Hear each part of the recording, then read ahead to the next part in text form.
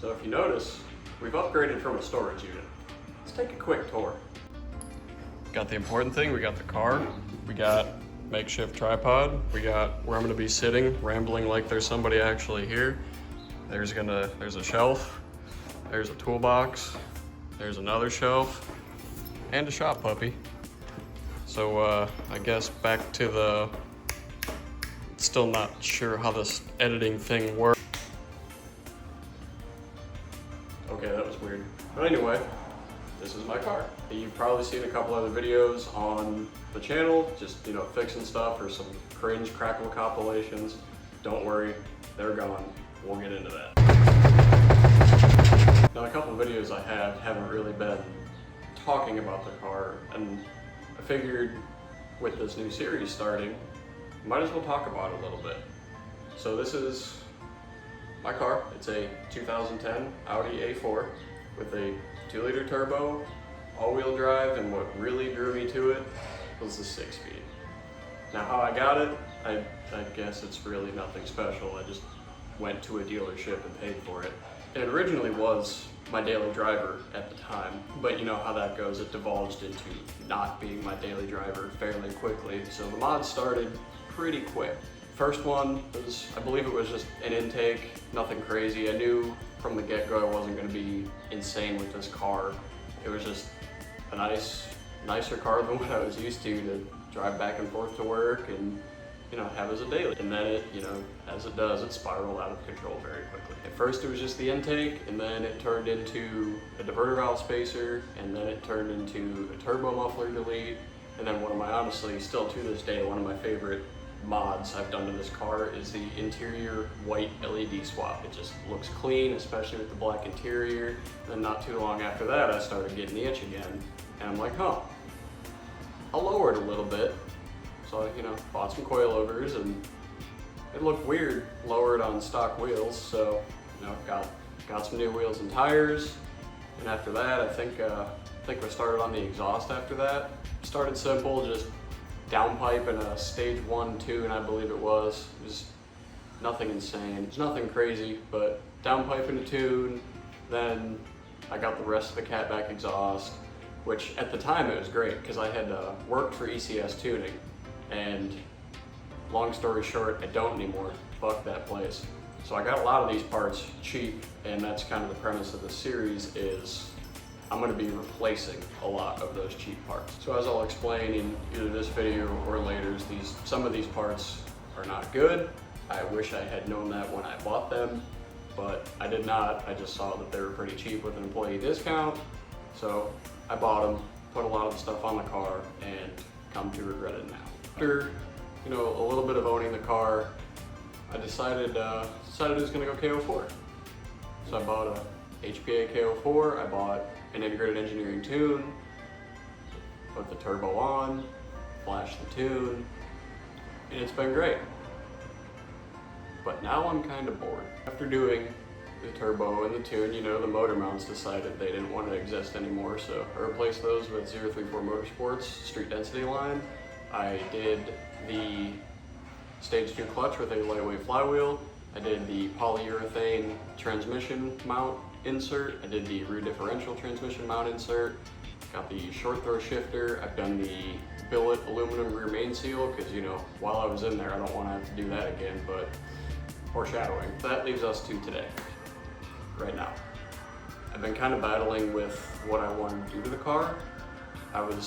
It's been in this configuration for a while, and as most project cars go, you kind of get complacent, you get a little sick of it. I mean, don't get me wrong, it's still awesome to drive, I love it, but it's not doing it as much as it should now, you know? I was left with one of two options when I realized that I was in this state with this car. Sell it, buy something else, don't know what, but either another Audi or something else entirely. Or the route that I had decided on, big turbo. That's what I decided. Now I can go one of 3 routes with this big turbo. Expensive, expensive, and expensive.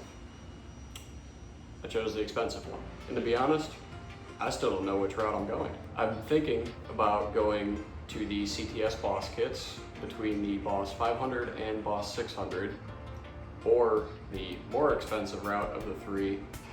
I've been doing a little bit of research on full custom big turbo application, such as custom exhaust manifold, custom downpipe, custom intercooler piping, custom everything, oil lines, coolant lines, wastegate, and my choice of turbo. Now before you think that I'll be putting out a video a week on this thing, no, not happening. I'm not made of money, I'm a regular dude, I work, I have other fiscal responsibilities, and luckily this isn't my only car, so I don't have to get what I'm doing done like now. But if you do want some really, really, really awesome big turbo V8 A4 content, check out Flink Films. I will leave a link to him in the description. He has a wonderful series on his journey through building his engine and big turbo in his car. And that's kind of who inspired me to do this, because I'm kind of bored. I don't want to spend the money on an S4. I want to wrench on stuff myself. I love working on cars, and I just need something else to do. Like I said, don't expect videos fast. I have other things to take care of still, but as I piece together certain things that need to be done before we just, put the Wuhan war whistle on there and send her to the moon, I don't want to send parts to the moon. So I'll document the series of all the other supporting mods I do, the ECS fucking junk that I replace. First up is that intercooler. Do not buy the ECS intercooler. It heat soaks so bad and it sucks. Sorry, get off my soapbox now. So with the supporting mods, part of it is going to be building the engine. I will be building this engine myself, most likely in this garage, whenever the time comes. I do have an automotive background. I have worked on cars for a while, and I would like the challenge of doing something like this myself and just enjoying the ride through it. So here in this slightly bigger storage unit, that engine's coming out eventually.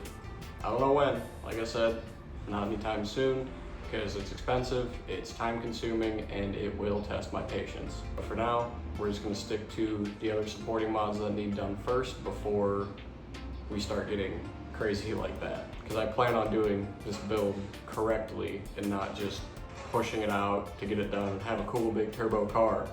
No, I want it done right, I want it to be reliable, I want it to make good power in a good way and not just hope it works. And of course, there's a lot of other stuff I've done to this car. I'm just kind of glancing over the little tiny details, but for the most part, you get like the big mods that I've done. There's plenty of other little stuff here and there, but I can't possibly remember it all off the top of my head. So I'll document all the other stuff I'm going to replace from either ECS or stuff I'm going to upgrade, because before I really start going crazy, I want to change the intercooler, I need to work on the fueling system a little bit, and I need a custom tune. I have talked to Tyler Ward of Ward Performance Tuning about him making a file for my car, and I just have to quit being cheap and buy the HP tuners, and we can really get started in this series. But for now, whatever else I do to the car, I'll be sure to document very well. I do wish that when I was doing all the little mods here and there to this car, I do wish that I would have recorded it, but I was never in that mindset of actually uploading YouTube videos. I just wanted parts on the car because at the time this was my only car, so I didn't really have time to mess around with filming and talking and editing and uploading, blah, blah, blah. So yeah. Culmination of buying a completely bone stock, less than 100,000 mile V8 A4 when I was 20 years old has quickly turned into not the daily driver that I had bought 5 years ago. And it will only continue to get more expensive and more powerful. With all that being said, I might upload a couple videos here and there talking about some stuff, or if you guys have any questions about the car or what's done to it, how it was done, I'd be glad. But for now, whenever I decide to spend money, you'll see me put it on.